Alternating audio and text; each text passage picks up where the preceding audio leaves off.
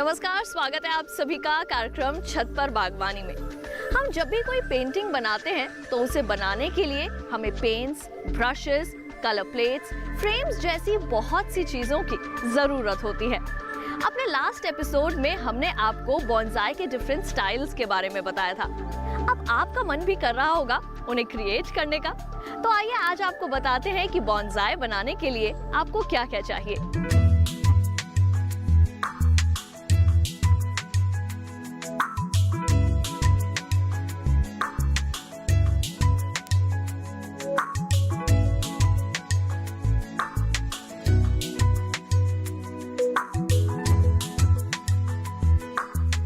Bonsai एक जापानी कला है जो बहुत ही अद्भुत है।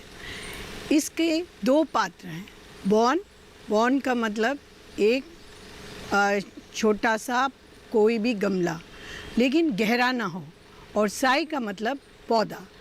तो दोनों का मिश्रण होके एक पौधे को हमने एक छोटे से कंटेनर में लगाया है। लेकिन इसका ये नहीं मतलब कि ये कोई भी पौधा हो और कोई सा भी कंटेनर हो, नहीं। इसका एक नेचर के साथ ऐसा है कनेक्शन कि ये ऐसे लगे कि ये नेचर का ही एक हिस्सा हो। ये ऐसी कला है जो कहीं पे भी किया जा सकता है। बाहर है, वैसे ये आउटडोर, बिल्कुल ही बाहर आपने करना है, लेकिन आप अपनी छत पे भी कर सकते हैं, अपने बालकनीज़ में कर सकते हैं। छत पे तो बागबानी में इतना बढ़िया ये हो जाता है क्योंकि वहाँ खुली हवा, खुला धूप, और इसे चाहिए वही, क्योंकि हम एक पेड़ को उगा रहे हैं तो छत के ऊपर ये बहुत बढ़िया चलता है। ये एक लिविंग आर्ट फॉर्म है। जिस तरह से आपने कोई पेंटिंग बना दिया तो पेंटिंग एक वक्त पे जाके ख़त्म हो ही जाता है, लेकिन ये इवॉल्व करता रहता है, ये बढ़ता रहता है। तो इसके साथ साथ इसके बहुत सारे फैसेट्स भी निकलते जाते हैं, इसकी शेप भी बदलती जाती है। और जिस तरह कोई भी पेड़ जब प्रकृति में भी उग रहा है तो कभी वो कुछ शेप ले लेता है, कभी कोई शेप ले लेता है। तो उसी तरह से ये एक लिविंग फॉर्म है, तो हम इसके ऊपर हमेशा मेहनत करते ही रहते हैं। इसकी शुरुआत वैसे हुई थी चीन में, लेकिन जो जापानियों ने इस कला को तराशा है, उसके रूल्स बनाए हैं और आम आदमी को जिस तरह से उन्होंने समझाया है, वो ये जापानी कला ही कहलाएगा। बॉन्साई करने के लिए हमें कुछ चीज़ों की आवश्यकता है।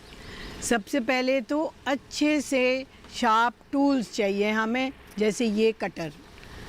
इस कटर से हम मोटी शाखें भी काट सकते हैं और पतली भी काट सकते हैं। जो आपके पत्तों को काटने के लिए हमें ये वाला कटर बहुत यूज़फुल रहता है।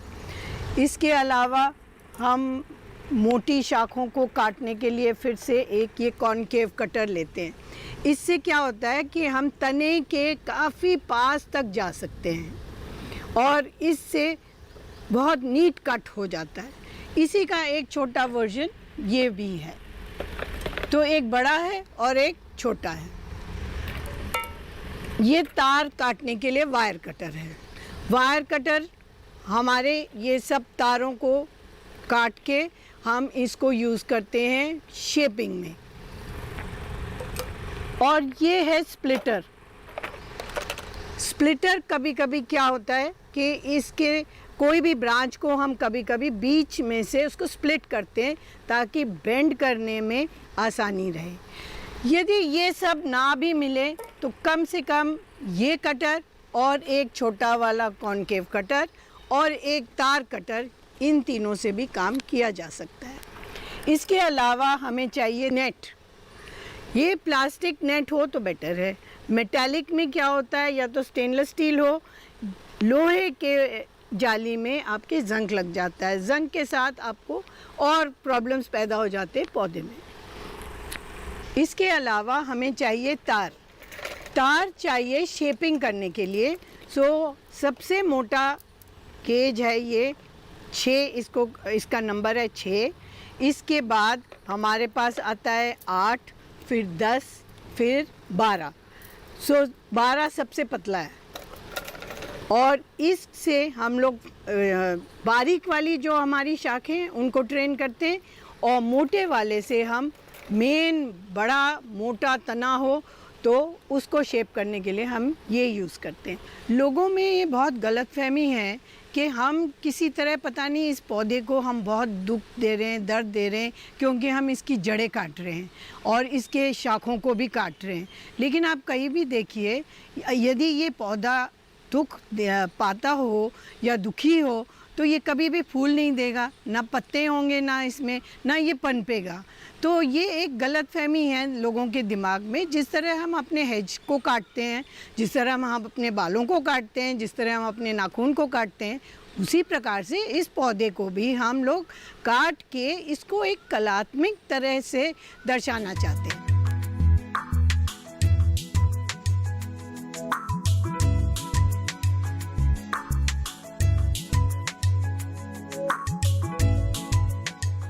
प्रोग्राम छत पर बागवानी में टाइम हो गया है एक छोटे से ब्रेक का। आप कहीं मत जाइए, बने रहिए दूरदर्शन किसान पर और देखते रहिए कार्यक्रम छत पर बागवानी।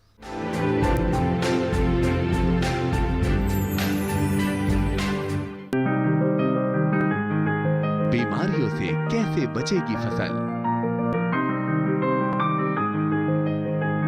मवेशियों की मुश्किलों का क्या है हल, कहां से लाएं बीज, कितनी लगेगी खाद, किसानों के हर फोन का विशेषज्ञ देंगे जवाब। देखिए हेलो किसान लाइव सोमवार से शुक्रवार शाम 6 बजे। जानकारी जो किसानों के लिए हो लाभकारी, समस्याओं पर पड़ेगा समाधान भारी, कृषि की हर बात का ख्याल, कब कैसे की जाए बेहतर देखभाल। जानिए विशेषज्ञों के साथ, देखिए खेत खलिहान सोमवार से शुक्रवार सुबह 7 बजे डीडी किसान पर।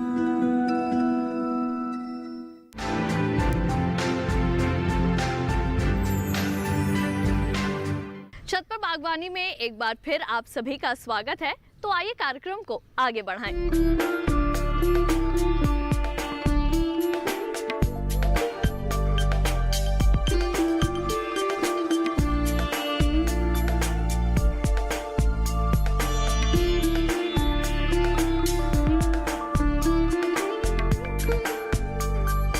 बॉन्साई में गमले का जो महत्व होता है वो उस प्रकार है जैसे पेंटिंग में एक फ्रेम, जितना फ्रेम ज़्यादा चमकदार हो या उसमें ज़्यादा नक्काशी किया हुआ हो तो वो पेंटिंग से कुछ ले जाता है, अटेंशन ले जाता है। तो उसी प्रकार से गमला जो है किसी भी बॉन्साई का बहुत ज़्यादा चमकदार या उस पर बहुत ज़्यादा काम नहीं किया होना चाहिए। प्लेन सिंपल वाले जो आपके गमले हैं वो ज़्यादातर आपके पौधे की रौनक और बढ़ाते हैं। अब जो गमले हैं हमारे पास 3 प्रकार के गमले मिट्टी के बन सकते हैं। जैसे ये गमला है, ये मिट्टी का बना हुआ है, या फिर सीमेंट का हो सकता है, सीमेंट और चीनी का ये बर्तन, ये 3 प्रकार के हैं फ़िलहाल। वैसे कई दफ़े हम लोग सिर्फ पत्थर के ऊपर भी बना देते हैं या लकड़ी के बॉक्स के ऊपर भी बना लेते हैं, तो ये सब स्पेशलाइज्ड होते हैं। बट नॉर्मली बिगिनर्स के लिए हम रेकमेंड करते हैं कि आप मिट्टी के ही बर्तन में बनाएं। उसके फ़ायदे ये हैं कि मिट्टी का बर्तन गर्मी के दिनों में ठंडा रहता है और ठंडी के दिनों में गर्म रहता है, सांस भी लेता है। इसमें जब पानी भी डल जाता है तो पानी इसके पोर्स में से निकल भी जाता है, इवेपरेशन होती है, और इवेपरेशन और भाप के निकल जाने से मिट्टी आपकी ठंडी रहती है। उसी प्रकार से जो सीमेंट है वो गर्मियों में तप जाता है, तो हम ज़्यादातर रेकमेंड नहीं करते कि आप सीमेंट के गमलों में बनाएं। चीनी का बर्तन बहुत जल्दी टूट जाता है, तो इसलिए हम जब तक हमारा बॉन्साई बिल्कुल परफेक्ट ना बन जाए तब तक हम चाहते हैं कि मिट्टी के ही बर्तन में आप बनाएं। अब आप देखेंगे मिट्टी के बर्तन के क्या फ़ायदे हैं। अक्सर सब बॉन्साई के जो गमले होते हैं इन सब में एक स्टैंड होना बहुत ज़रूरी है। जैसे आप देख रहे हैं कि ये चीनी के बर्तन में लेग्स हैं। ये लेग्स इसलिए ज़रूरी है कि कोई भी ये सतह बिल्कुल मिट्टी के ऊपर ना रहे। अगर मिट्टी के से ये टच करता रहेगा तो इसकी जड़ें जो है, पौधे की जड़ें एकदम मिट्टी में चली जाएंगी और जड़ वहीं पकड़ लेंगी। हम ये नहीं चाहते। इसमें भी आप देखेंगे लेग्स हैं, तो ये लेग्स होना बहुत ज़रूरी है। तीसरी बात, होल्स होना बहुत ज़रूरी है। हर एक गमले में नीचे छेद होना चाहिए। अब इस गमले में आप देखते हैं जो मिट्टी के बने हुए गमले होते हैं उनमें अक्सर जो कुम्हार है छोटा सा उसमें एक छेद बना देता है, लेकिन हमें उसको लेकर अपने ही खुरपी से या कोई भी औजार से इसको इतना बड़ा बनाना है ताकि हमारे पानी के निकास में कोई रुकावट ना हो। कई गमलों में एक ही छेद होगा तो वो थोड़ा सा बड़ा होना चाहिए। कई गमलों में आप देखोगे 2 छेद होंगे, इसमें 2 से ज़्यादा हैं, 6 छेद है। इससे पानी कभी भी नहीं रुकेगा। ये गमला आप देख सकते हैं छोटा है, नैरो है, इसलिए इसमें ज़्यादा छेद दिए गए हैं। चीनी के बर्तन में आपको खास ये ध्यान देना है कि इसमें भी अच्छे छेद बने हुए हों। दूसरी बात, चीनी के बर्तन में अक्सर जब पॉटर बनाता है, कुम्हार बनाता है, तो ये जो किनारी हैं इनको नीचे कर देता है और ये बेस जो है ये उभरा हुआ होता है। इससे खतरा ये है कि पानी इन किनारियों में फंसा रहेगा और छेद में से जाएगा नहीं, बल्कि यहाँ पर हमेशा पानी मरता रहेगा। इससे क्या होगा कि फंगस बैठेगा, इसमें सड़ाव पैदा होगा और आपके पौधा बीमार हो जाएगा। तो इन थोड़े से चीज़ों के बारे में आपको ध्यान रखना है। बॉन्साई बनाने के समय हमें ये भी ध्यान देना होगा कि पॉट की शेप क्या है। ये आप देखेंगे बॉन्साई में कई प्रकार के शेप्स हो सकते हैं कंटेनर के। जैसे गोल आपका शेप हो तो इसके अंदर आप वही सब चीज़ों का ध्यान रखेंगे कि इसमें लेग्स हों, होल्स हों, वो सब तो आपने देख लिया, अंदर से ग्लेज्ड भी ना हो। इस वाले पॉट में आप देखेंगे कि बेस्ट सेमी इनफॉर्मल या फॉर्मल अपराइट ये स्टाइल्स बहुत सुंदर लगती हैं। और इसमें पोजीशन का भी बड़ा ध्यान रखना पड़ता है हमें कि इस वाले कंटेनर में सेंटर में कभी भी नहीं कोई पौधा लगता है। जो आपकी ट्रंक लाइन की चौड़ाई है वो थोड़ा सा ऑफ सेंटर हो, हल्का सा ऑफ सेंटर। एकदम ऑफ सेंटर भी रखा जाएगा तो आपकी ब्रांचेस गमले से बाहर निकल जाएंगी, लेकिन हल्के से सेंटर से बाहर होना चाहिए और सेंटर से थोड़ा हल्का सा पीछे होना चाहिए ताकि उसमें पर्सपेक्टिव आए, एक डेप्थ आएगा, सामने आपको ज़मीन ज़्यादा दिखाई देगी और ये बढ़िया सा आपका पेड़ इसके ऑफ सेंटर पे खड़ा हुआ है। क्योंकि बॉन्साई में आप देखोगे कोई भी पौधा एकदम सिमेट्रिकल नहीं होता है। ये आर्ट ऐसा है कि इसमें सिमेट्री नहीं चलती। सो प्लेसमेंट भी बहुत इम्पॉर्टेंट है पॉट के अंदर। अब ये चौकोर है, स्क्वायर शेप में आपका ये कंटेनर है। स्क्वायर शेप में आपके वैसे दरख्त रखे जाएंगे जो बहुत ही मैस्कुलिन फॉर्म हो, जिनमें जो बहुत तगड़े हों, बहुत। अब बॉन्साई में भी कहा जाता है कि फेमिनिन ट्रीज़ भी होती हैं और मैस्कुलिन ट्रीज़ भी होती हैं।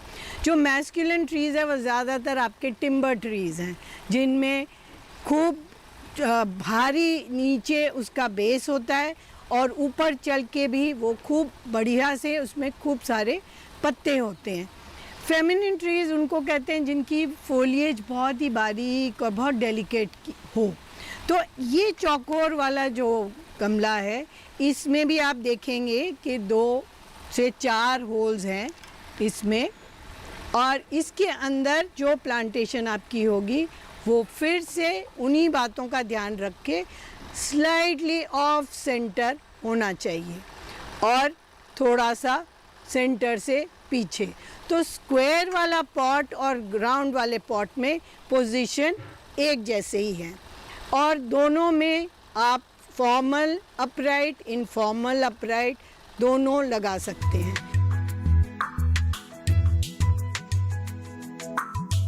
कार्यक्रम में वक्त हो चला है एक और छोटे से ब्रेक का। आप कहीं मत जाइए और देखते रहिए हमारा कार्यक्रम छत पर बागवानी।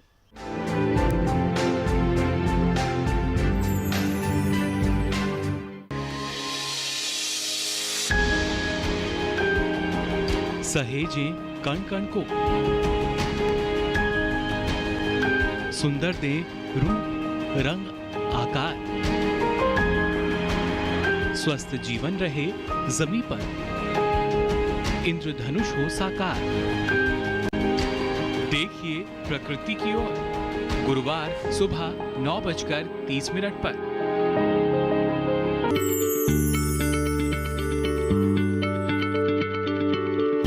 क्या आप किसी बीमारी से परेशान हैं? चाहते हैं डॉक्टर की सलाह? तो हम हैं आपके साथ। बताएंगे आपको जीने की राह। समस्याएं आपकी, समाधान देश के मशहूर विशेषज्ञों के। घर बैठे बात करें देश के जाने माने डॉक्टरों से। हमारे लाइव प्रोग्राम स्वस्थ किसान में हर शनिवार शाम 6 बजे से 7 बजे तक।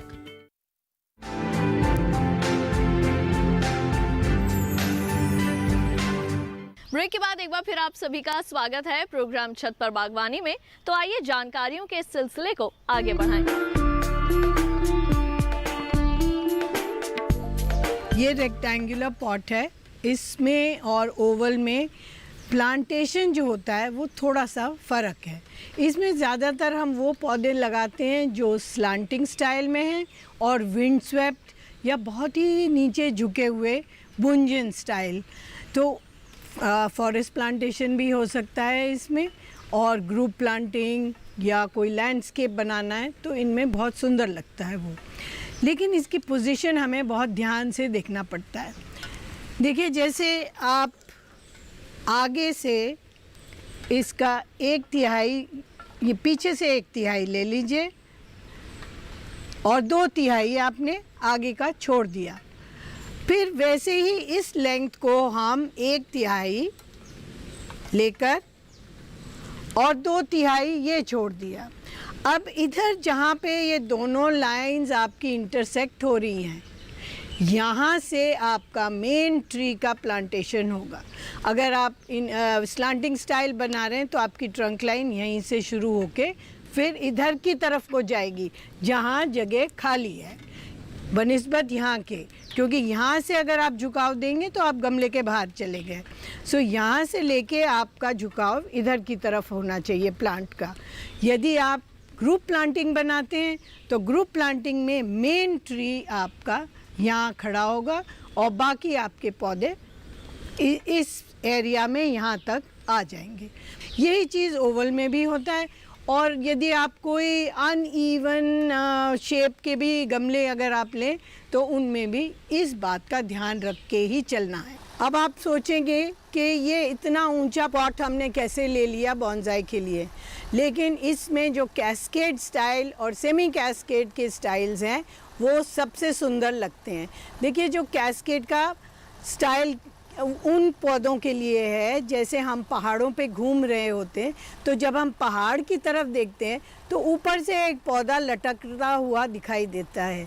तो ये जो साइड आप देख रहे हैं, ये साइड आपका माउंटेन साइड है, तो उसके ऊपर से आपका पौधा कैस्केड करके नीचे आ रहा है, इसलिए हमें इसकी ऊंचाई दिखाना बहुत ज़रूरी है। सेमी कैस्केड भी लटकता हुआ ही दिखता है और सेमी कैस्केड में आपके ये बेस से ऊपर ही आपका वो रहेगा। सो दैट्स वाई ये हम लोग ऊंचा वाला कैस्केड पॉट लेते हैं उसके लिए। अगेन उसमें भी छेक होना बहुत ज़रूरी है, 2 छेक, क्योंकि इसमें आप देखेंगे पानी रुकने का बहुत अंदेशा रहता है, इसलिए इसमें खूब सारी ठीकरियाँ यहाँ तक भरिए और फिर इसमें मिट्टी डालिए और तब आप अपना कैस्केड वाले पौधे लगा सकते हैं। तो ये कैस्केड और सेमी कैस्केड के पॉट हैं। ये जो अनइवन सरफेस वाले गमले हैं, ये आप देखेंगे कि इसमें थोड़ा सा ये ध्यान देना है कि पॉट का फ्लो किस तरफ को बह रहा है। अगर आप नोट करेंगे तो ये साइड आपका बैक है, क्योंकि ये बहुत आपको आगे आ रहा है, मेन गमला आपका इधर की तरफ को जा रहा है। सो इसलिए इसमें फ्रंट और बैक ज़रा सा देख के कि फ्लो किधर की तरफ बह रहा है, हमें उसी हिसाब से इसको प्लांट करना है। अभी ये फ्रंट है इस पॉट का, तो वही सब कुछ देखकर हमें फिर से वही करना है कि अप्रॉक्सीमेटली 1/3 पीछे को करके और इतना सा जगह करके प्लांटेशन मेन आपका यहीं से स्टार्ट होके फिर इधर पॉकेट्स में चला जाए, तो बहुत सुंदर लगता है। And it's a asymmetrical formation, वो बहुत ज़रूरी है क्योंकि सिमेट्री किसी में भी नहीं होना चाहिए।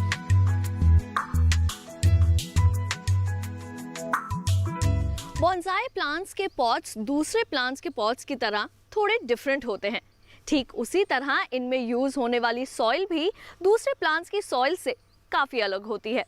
किस तरह की सॉइल आपको बॉन्साई में यूज़ करनी चाहिए कि उसकी ग्रोथ एक लिमिट तक मैनेज हो सके, ये जानने के लिए आपको देखना पड़ेगा छत पर बागवानी का अगला एपिसोड। तो मिलते हैं अगले हफ्ते, तब तक हमारी पूरी टीम को दीजिए इजाज़त। नमस्कार।